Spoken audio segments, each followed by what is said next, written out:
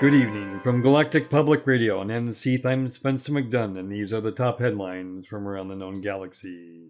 Neo-Marlinist refugees are seeking asylum in the Marlinist systems. For the latest, we go to Smooth Furnace in the Mudhrid system. Thanks, Spencer. The last of the mop-up operations in the Mudhrid system are winding down, with the remnants of the Neo-Marlinist faction scattering to the four spirals. However, most of the non-combatants are running for the Marlinist enclave, recently visited by Senator Lorcan Scordato. This exodus has placed the nascent government there between a knife edge and an axe blade.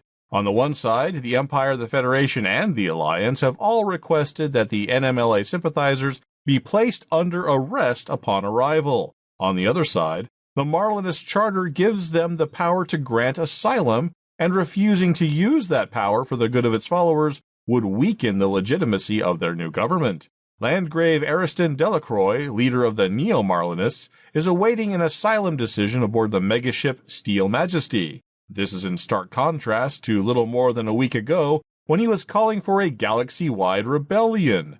Displaying remarkable consistency is Imperial Senator Denton Petraeus, who announced, quote, "The Landgrave of Mudhrid is a traitor and a war criminal," end quote. And no one doubts that the senator is willing to call upon military force to get his way.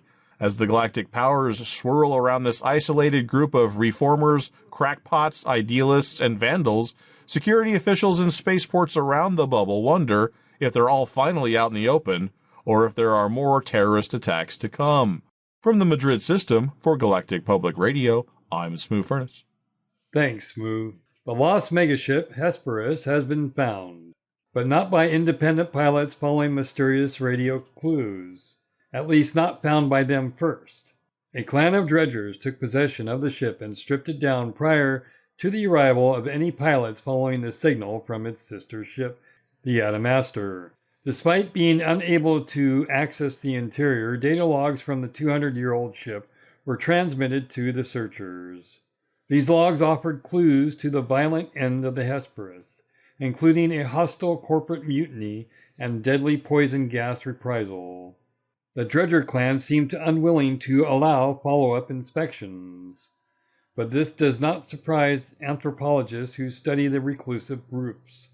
Dredgers rarely interact with outsiders, either officially or unofficially. They prefer to obtain raw materials by asteroid mining and manufactured materials either by scavenging or light piracy. Poorly defended frontier outposts bear the brunt of this practice. However, these raids are so uncommon that they are often passed off as legend.